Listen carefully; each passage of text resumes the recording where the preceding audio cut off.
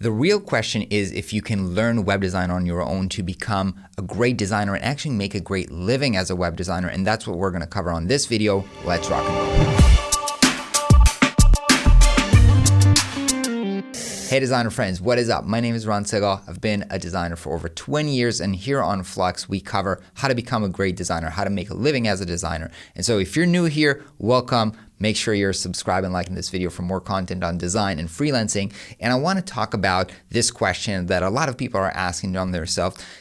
Can I learn it on my own? Can this stuff be self-taught? And I want to start off with the answer and then dive deeper. The answer is obviously yes. And if you're looking for proof, I want to share a few examples. One of my top examples is one of my favorite designers, Tobias von Schneider, who is kind of like a celebrity in the design industry. He is a phenomenal designer. He's also writing, I think, a very influential blog. And he actually has a post, which I'm going to link below this video, about thinking about how to become a self-taught designer and what is important.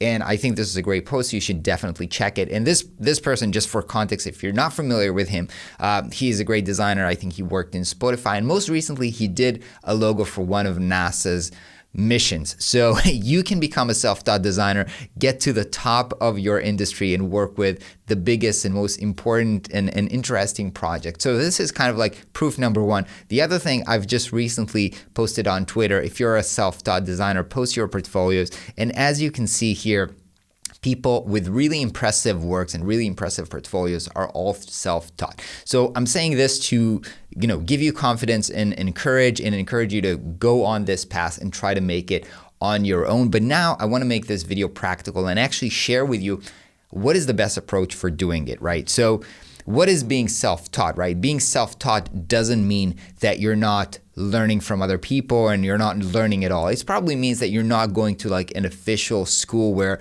people are just telling you, now you learn this, now you learn this, but you're just trying to figure it out on your own. Okay, so there's few things that you want to be mindful if you're going on this journey on your own. The first thing is you need to learn because you don't know what you don't know, right? So you don't even know what you need to learn, right? And so the first step is to actually create yourself a learning agenda, which is basically a list of all the things you want to learn about, right? And so you can do this by, just Googling stuff like what books do I need to read about web design, or most influential people in web design, or most influential Instagram accounts on web design, or best courses on web design. You want to do a little bit of research to kind of get, and my favorite things when I'm doing kind of research and getting into a new topic is I'm going on Amazon a lot of times. I'm looking at the top books and I'm just covering their table of contents, or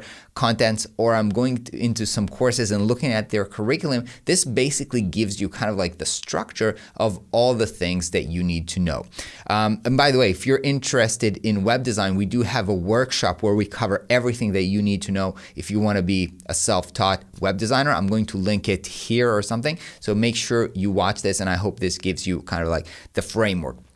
So now that you know this, you also want to know who you want to learn from. And this goes back to, yes, credibility, but also kind of like personally.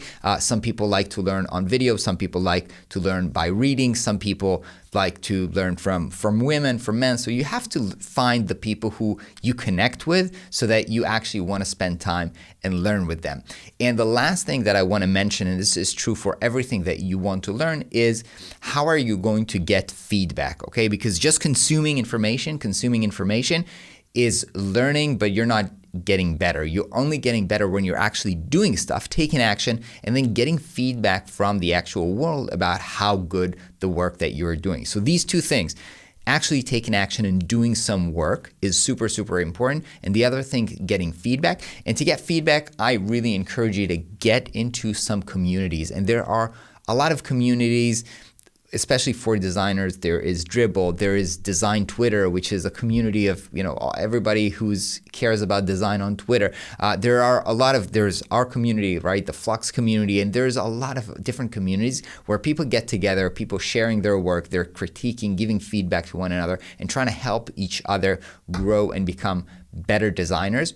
So I think this kind of gives you a framework of how to look about on your self path to mastering web design. And I want to encourage you, this is a great thing. Becoming a web designer is a great choice. It's an interesting, challenging. It has a variety of so many things that you're going to tackle with, right? Whether it's strategy, the actual visual design, working with the clients themselves, the marketing aspects of the website. There's so many different things that you're going to interact with, and it's really, really exciting. You're probably going to find the things that you're more excited about or better with. You're going to find your strengths and decide where you want to dive deeper. So I encourage you to do that. I hope perhaps you'll consider doing it with us, and I'll see you on the next video.